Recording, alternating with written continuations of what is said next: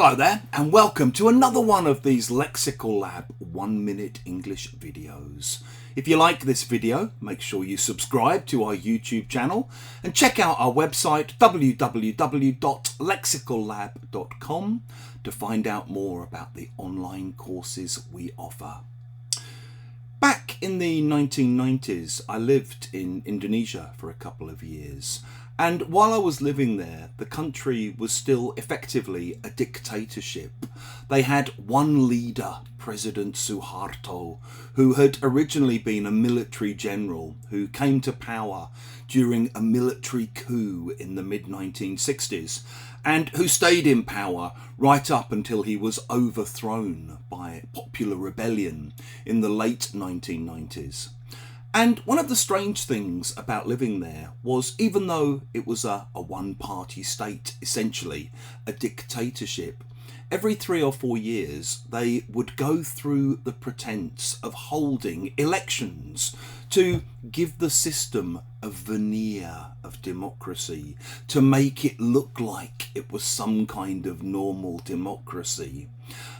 These sham elections were always incredibly predictable because every time they held one of these sham elections, guess who won? That's right, it was the president's party, Golkar.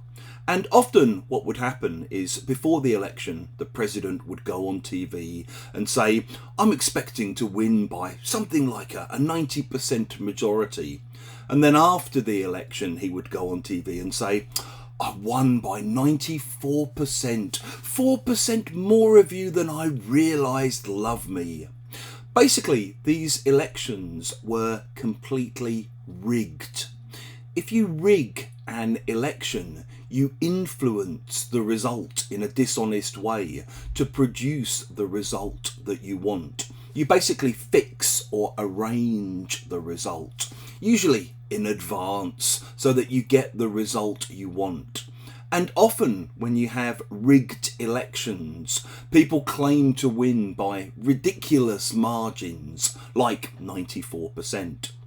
You might also hear people talking about fights being rigged, where maybe one boxer or one wrestler has been paid to throw the match, to deliberately lose, so that betting syndicates can make lots of money from the result. In the same way, maybe football matches might sometimes be rigged. There were a series of match rigging scandals in Italy in the 1990s and the early 2000s, for example. If you've enjoyed this video, make sure you click the like button. Please do share it with your friends, your students and your colleagues.